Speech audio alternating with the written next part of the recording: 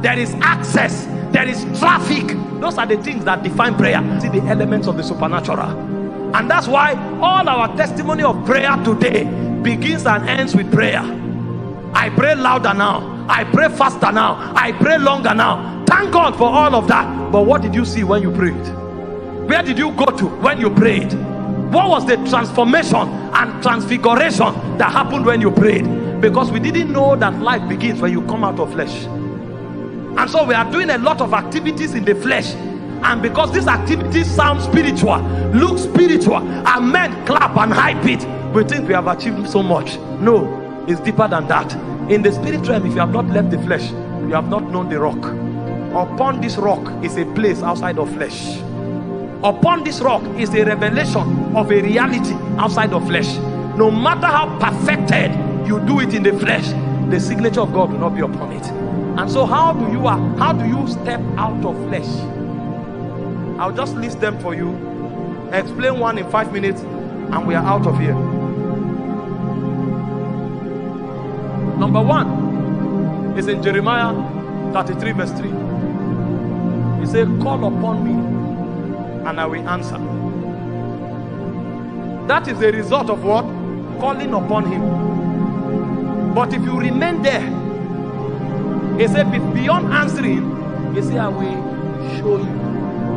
And so many people call upon God, receive answers and go, but they don't stay there. And because they don't stay there, they see nothing. And when I say stay there, I'm not talking with respect to time. I'm talking with respect to consciousness, focus and sensitivity. Because you can be there for long, but you are not there. You are there when you are focused, sensitive and deliberate. If you are not, you can spend the time there and you will see nothing. And so the first way to come out of flesh is to stay there. Too many people are in a rush because we have 5 gig now. Is it 5 gig or 5G network now? You think the spirit realm is also 5G. No, it's not 5G. Because we have supersonic aircraft does not mean the spirit realm is supersonic. Elijah, the Bible said, was there 7 times praying until he saw. And the way Elijah built tenacity and focus was strange. His head was between his thighs, and he will travail and travail and travail. Elijah never told us for how long he prayed, but Elijah showed us what his attention was on. Have you seen something? Have you seen something? He was searching, he was surfing the realm. So a man who stays there is a man who is sensitive, is a man who is discerning, and is a man who is focused. That's the only man who can come out of flesh. But this is what the devil does to you. The devil shoots arrows of distraction into your spirit. Hope you saw when God's servant was talking. What a rich message. You go on Facebook, he said the internet was designed for entertainment. And so if you are not careful, if you dwell there, you will end up entertained. You may see one clip of 5 minutes and press it and say, my God, I was charged today on Facebook. But you press something for 5 minutes, whereas you watch pictures and careless things for 4 hours. Do you think that thing you saw left when you took your eyes away? It didn't go. They became baggages in your soul. And so the more you see the internet, the more you will live in the realm of the internet. But if you want to come out of flesh, you will shut everything out and shut everything into God. In focus, in tenacity, in sensitivity, until God shows you something. And if you continue like that for a while, something will happen. The cord of your soul will be loosed, and your spirit will come out in order to have fellowship with God. Your spirit. God decided to secure your spirit as your innermost being. The only time God will allow that security system to breach so that your spirit will come out is when God sees that all your focus, all your sensitivity, and all your action is towards him. At that point, there is a guarantee that you will not be corrupt. And so what God will do is that he will lose the cord of your soul.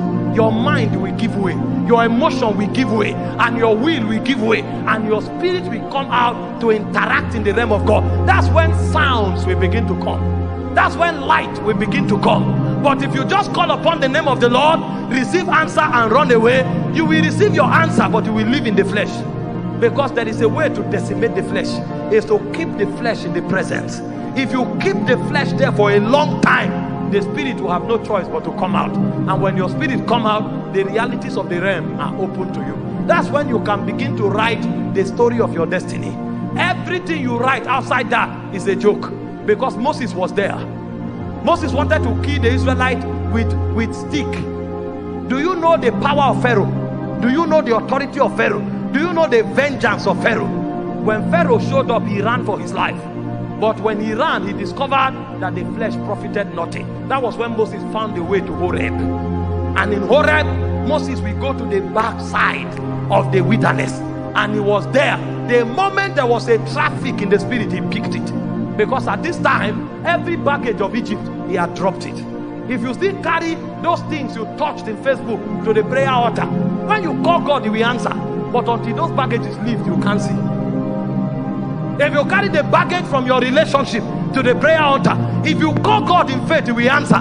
But until those baggages leave, your spirit can't transit. And so after God answers you, the journey of waiting continues. And waiting is not time bound, it's focus bound, it's sensitivity bound, it's discernment bound. And if you stay there for a while, when you start seeing, your spirit will be educated of the portal that lead to the spirit realm. So the first way to traffic out of flesh is to wait. Too many people have no capacity of waiting. They can be in the prayer room for 10 hours. I assure you, they are distracted for 10 hours. He's praying and doing like this. When they turn the camera and hear him, Ibaba, Ibaba, because he knows they are streaming the prayer on Facebook. What a spiritual way to be in the flesh.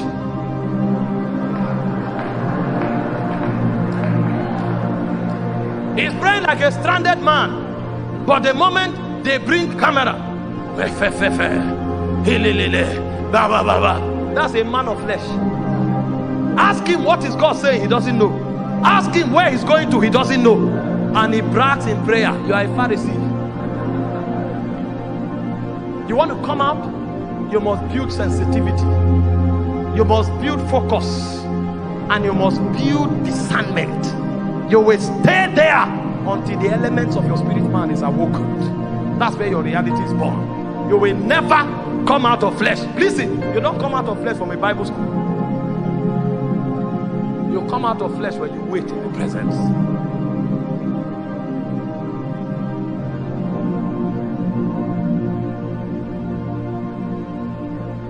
Maybe I'll just stop here because of that.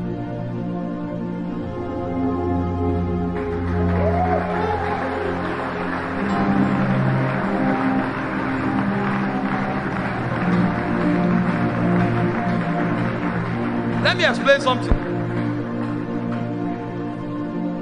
The Bible said you were dangerously, terribly, scaringly, and wonderfully made.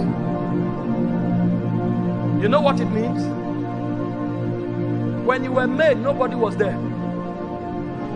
He said, before you were formed in your mother's womb, he said, I knew you. So the person who was describing the action when you were made was not a man.